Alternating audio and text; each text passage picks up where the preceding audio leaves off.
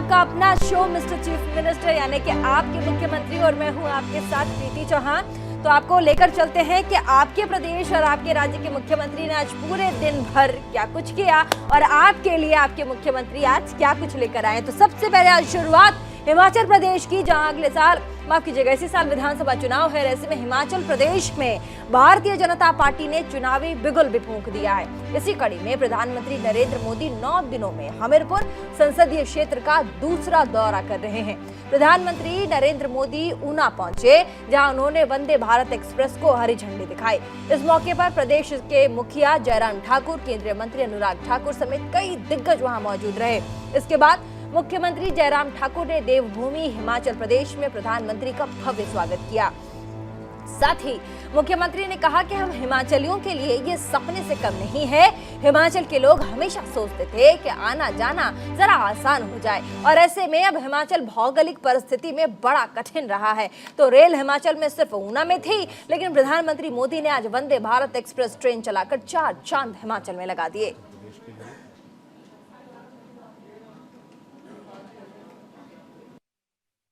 हम हिमाचल के लोगों के लिए निश्चित रूप से एक स्वप्न से कम नहीं। हम सोचते थे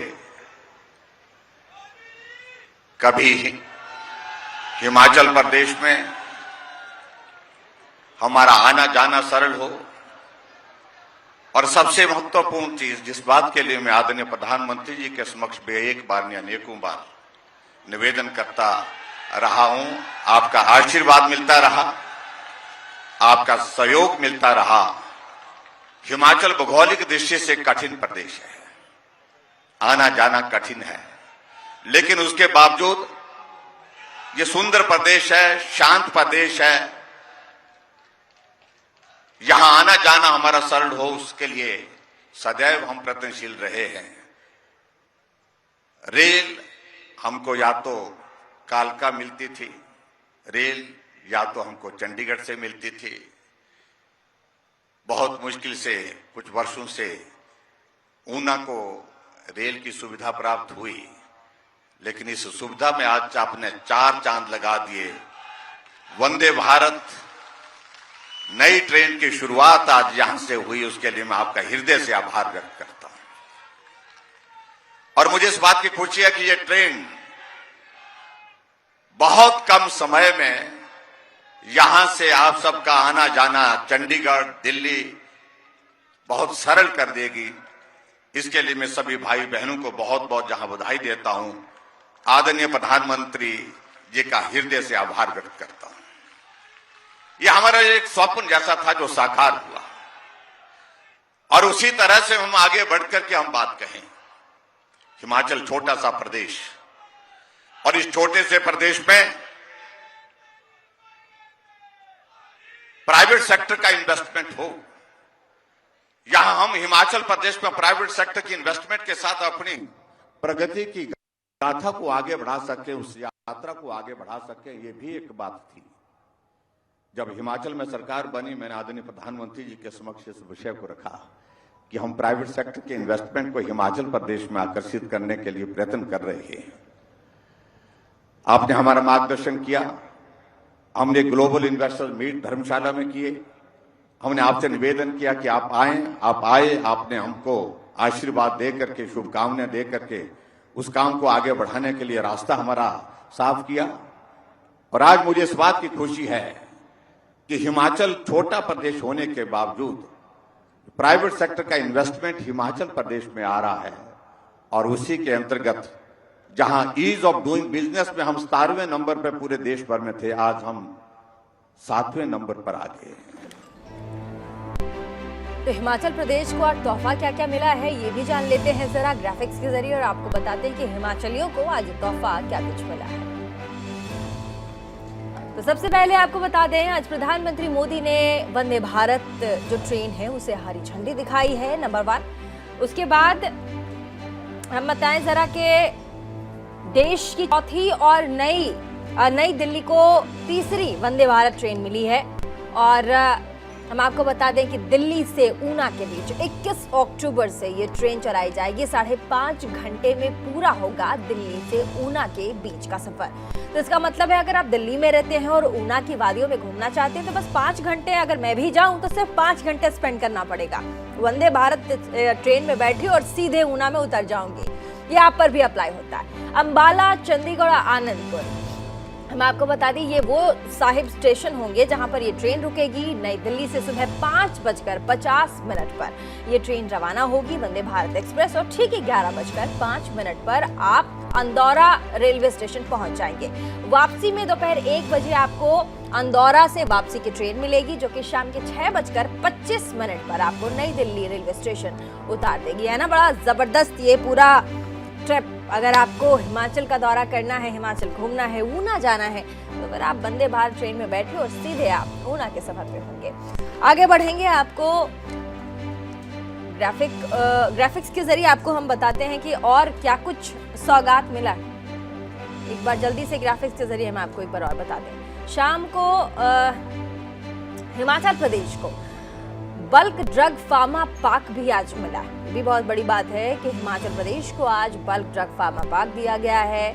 साथ ही 20,000 लोगों को पार्क के जरिए रोजगार भी मिलेगा। तो ये रोजगार, क्योंकि आपने हमेशा सुना होगा कि पहाड़ों में रोजगार की बड़ी समस्या रहती है, लेकिन इस पार्क के जरिए 20,000 लोगों को सीधा लाभान्वित किया जाएगा। प्रोजेक्ट के लिए ऊना में करोड़ों का निवेश किया जा रहा है। अब जहां निवेश होगा वहां नौकरी तो होगी ही। फार्मा उद्योग में एशिया में पहले नंबर पर हिमाचल प्रदेश है और ऐसे में बहुत बड़ी बात है कि फार्मा उद्योग में एशिया में पहले नंबर पर हमारा जो राज्य है वो हिमाचल प्रदेश आता है। देश भर में बल्क ड्रग फार्मा के 3 पार्क्स बनाए गए। हिमाचल प्रदेश के अलावा देश भर में टोटल 3 बड़े फार्मा पार्क्स हैं। अब आगे बढ़ेंगे, आपको हिमाचल के बाद हम लिए चलते हैं दूसरे राज्यों में, जहां लगातार हम आपको बता दें कि हिमाचल की ही बात कर लेते हैं। यहाँ पर और क्या कुछ कार्यक्रम रहा वो भी हम आपको बता दें। हिमाचल प्रदेश के मुख्यमंत्री ने आज क्या कुछ किया वो भी हम आपको बता देते। तो हिमाचल प्रदेश में लगातार जिस तरीके से चुनावी माहौल को देख करके लगातार हम आपको बता दें, ऊना के बाद प्रधानमंत्री मोदी और मुख्यमंत्री जयराम ठाकुर चंबा के दौरे पर चले गए। चंबा के चौगान वहां पहुंचे जहां मुख्यमंत्री जयराम ठाकुर ने प्रधानमंत्री मोदी को पद्मश्री ललिता वकील के हाथों से बना पारंपरिक चंबा रुमाल भेंट किया, जो कि लकड़ी की नक्काश युक्त फ्रेम में फिट किया गया था। इस रुमाल में भगवान श्री कृष्ण की आकृति उकेरी गई। बता दें कि विख्यात चंबा रुमाल को नीडल पेंटिंग के नाम से भी जाना जाता है। इसके बाद से मुख्यमंत्री ने लोगों को संबोधित करते हुए कहा कि हम जनजातीय क्षेत्रों में भी बेहतर सेवाएं शुरू कर देंगे।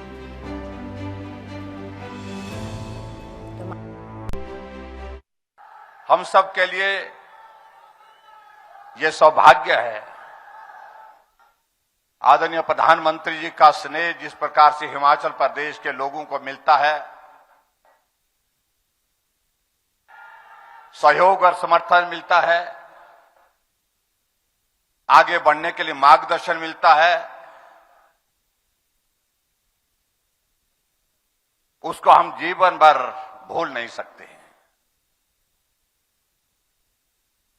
आदरणीय प्रधानमंत्री जी, ये चंबा जिला हिमाचल प्रदेश का सबसे दूर का कठिन परिस्थितियों में रहने वाले लोगों का जिला है और ऐसी परिस्थितियों को देखते हुए आपने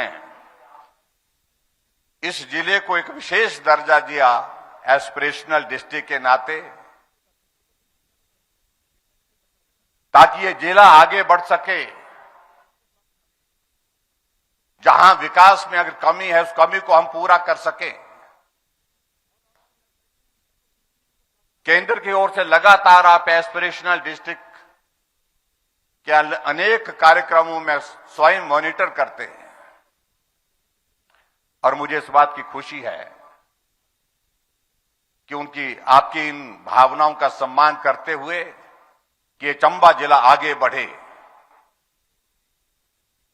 आज हर क्षेत्र में चंबा जिला बहुत तेज गति से आगे बढ़ भी रहा है। यहां की भौगोलिक परिस्थितियां बहुत कठिन,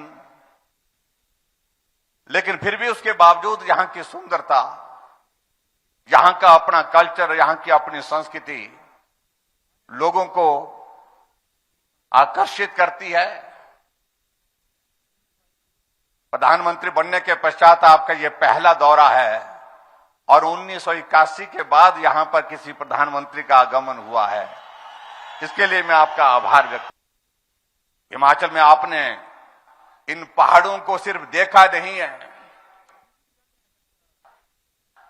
देश के बाकी प्रधानमंत्रियों ने इन पहाड़ों को देखा। पहाड़ों की तारीफ करना एक विषय है, लेकिन आपने हिमाचल प्रदेश के पहाड़ों को चढ़ा है, उतरा है। हिमाचल प्रदेश में एक नहीं अनेक ऐसे स्थान हैं जहां आप पैदल कई किलोमीटर चल करके लोगों से मिलने के लिए पहुंचे हैं, मंदिरों में पहुंचे हैं। इसलिए सहज रूप से आपको किसी बात को हम समझा नहीं सकते, क्योंकि आपको सब कुछ मालूम है। यहां का जीवन किस प्रकार की परिस्थितियों का रहता है, यहां की जीवन की कठिनाइयां क्या है, यहां के लोगों की विशेषताएं क्या हैं, यहां की संस्कृति क्या है, तमाम सारी बातों से आप अच्छी तरह से वाकिफ हैं। और इसलिए हिमाचल जब आते हैं, हमें नहीं लगता कि देश के प्रधानमंत्री आए हैं, हमें लगता है कि हमारे परिवार के मुखिया अपने हिमाचल के यहां पर हमारे बीच में आए हैं। तो हिमाचल की खूबसूरत वाली चंबा को आज प्रधानमंत्री ने क्या तोहफा दिया है, ये भी आपको ग्राफिक्स के जरिए बता देते हैं। तो 180 मेगावाट की बिजली जल विद्युत परियोजना का लोकार्पण हुआ है। हम आपको बता दें कि 48 मेगावाट की 3 जल विद्युत परियोजनाओं का शिलान्यास किया गया। 30.5 मेगावाट की दयोथल चांजू जल विद्युत परियोजना का भी शिलान्यास प्रधानमंत्री ने किया है। पीएमजीएसवाई के तीसरे चरण का शुभारंभ हुआ है। देश भर में पीएमजीएसवाई 1 और साथ ही 2 में बनी सड़कें अपग्रेडेड किस्म की होंगी। सड़कों की मरम्मत के लिए पीएमजीएसवाई 3 का शुभारंभ किया गया है। तो चंबा का पारंपरिक, चंबा में जो रुमाल है पारंपरिक, जिससे निडल से जिसकी सिलाई की जाती है, उसके एवज में क्या कुछ किया गया है। मुख्यमंत्री जयराम ठाकुर ने प्रधानमंत्री को चंबा रुमाल पद्मश्री ललिता वकील के हाथों से बना पारंपरिक चंबा रुमाल उकेरी गई। साथ ही भगवान श्री कृष्ण का आकृति निडल पेंटिंग के नाम से भी जाना जाता है। रुमाल अर्पित भी किया गया और साथ ही इसकी खासियत भी है, देश भर में इसकी मान्यता है और ऐसे में इसे नीडल पेंटिंग के नाम से भी जाना जाता है। और चंबा रुमाल का देखिए इतिहास क्या कुछ कहता है, वो भी आपको जल्दी से बता दें। 16वीं शताब्दी में गुरु नानक देव की बहन ने बनाया था चंबा रुमाल। होशियारपुर के गुरुद्वारा में संरक्षित है ये रुमाल। 17वीं शताब्दी में ब्रिटिश अधिकारी राजाओं को तोहफे में देते थे ये चंबा रुमाल। जर्मनी, इंग्लैंड के म्यूजियम में रखा हुआ है ये चंबा रुमाल। चंबा रुमाल बनाने में लगता है तकरीबन 2 हफ्ते से 6 महीने तक का समय। सफेद रेशम सूती कपड़े पर धागों से बुना जाता है ये रुमाल। दोनों ही तरफ से एक जैसा दिखता है चंबा रुमाल। रुमाल पर होती है भगवान कृष्ण शिव पार्वती की फोटो।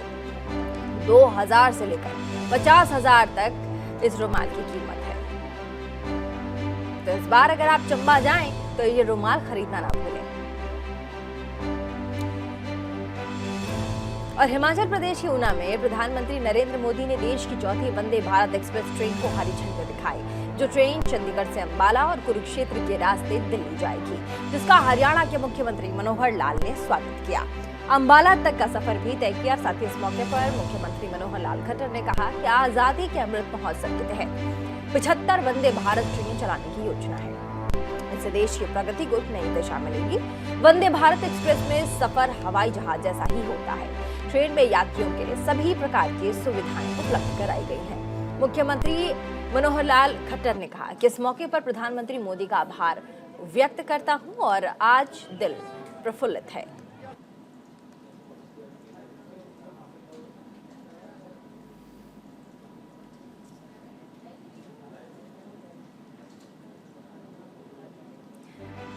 और हिमाचल के बाद अब बात उस राज्य की जहां देश भर की निगाहें टिकी हैं कि आखिर विधानसभा चुनाव में गुजरात के मुख्यमंत्री सीट पर काबिज कौन होगा। जी हां, बात गुजरात की कर लेते हैं। गुजरात में भारतीय जनता पार्टी ने विधानसभा चुनाव के शंखनाद कर दिया है। अहमदाबाद के झांझरका में मुख्यमंत्री भूपेंद्र पटेल और साथ ही गृह मंत्री अमित शाह ने मिलकर गुजरात यात्रा को हरी झंडी दिखाई और यात्रा को रवाना किया। ये यात्रा सोमनाथ मंदिर से होकर, हम आपको बता दें, आगे बढ़ेगी और लगातार आपने देखा कैसे ये यात्रा को हरी झंडी दिखाने के बाद गृह मंत्री अमित शाह साथ ही मुख्यमंत्री भूपेंद्र पटेल उनाई पहुंचे, जहां नवसारी में उनाई माता मंदिर में दर्शन कर गुजरात गौरव यात्रा आदिवासी विकास यात्रा का शुभारंभ किया। आपको यहां बताते चले, उनाई से यात्रा राज्य के आदिवासी क्षेत्र से होते हुए अंबाजी मंदिर तक जाएगी, जबकि दूसरी यात्रा खेड़ा जिले के फागवेल मंदिर शहर में पहुंचेगी।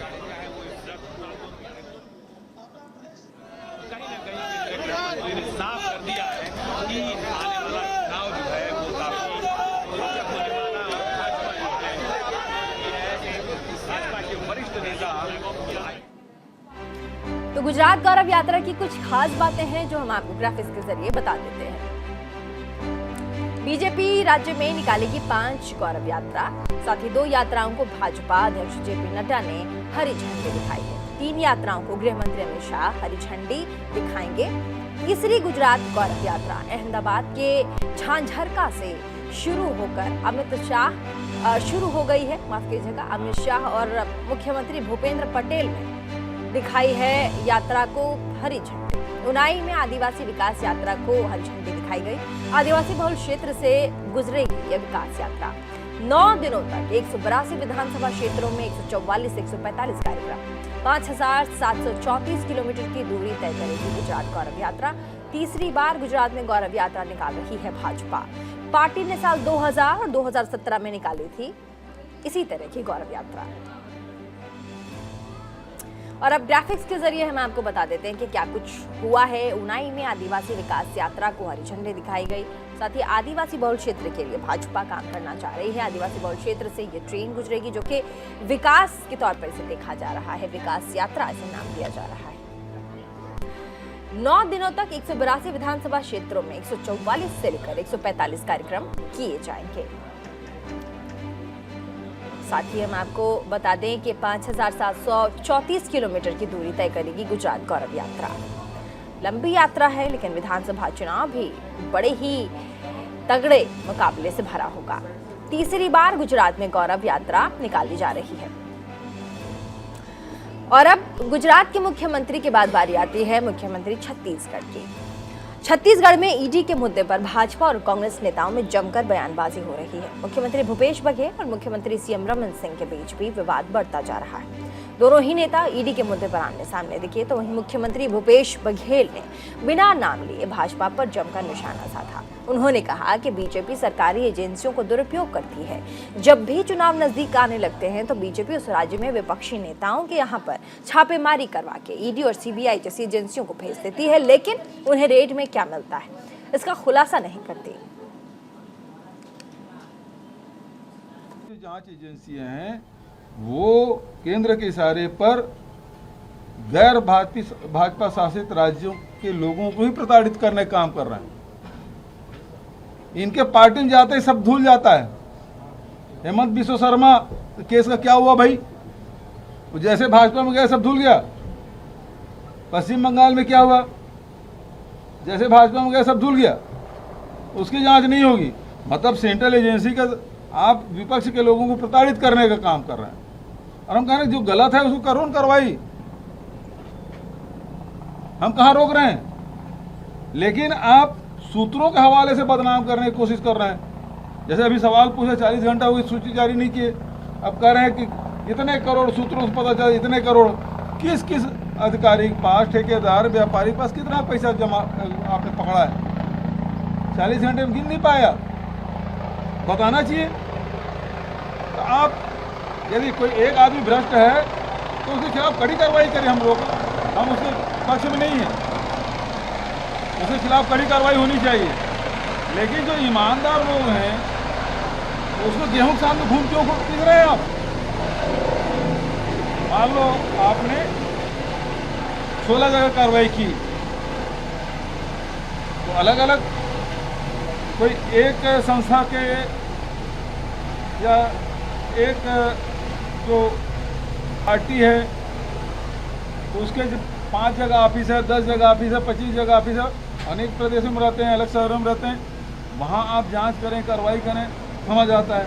यहाँ तक इंडिविजुअल अलग अलग आपने छापे डाले और अलग अलग छापे डाले हैं, तो किसके घर में क्या जब्ती हुई बताइए ना। हम लोग डरेंगे नहीं, हम लड़ेंगे, जनता के साथ हैं, जनता का विश्वास हमको है। और ये सेंट्रल एजेंसी का दुरुपयोग करके रमन सिंह जी ईडी का प्रवक्ता बने घूम रहे हैं।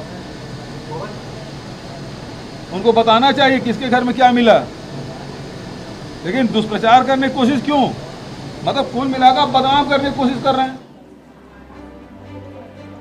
तो मिस्टर चीफ मिनिस्टर में आपने देखा अपने अपने प्रदेश और राज्यों के मुख्यमंत्रियों को क्या कुछ सौगात लेकर आ रहे हैं। ऐसे में आज के लिए फिलहाल बस इतना ही। इसके साथ देश और दुनिया की बाकी तमाम बड़ी खबरों को देखने के लिए बने रहिए न्यूज़ इंडिया 24।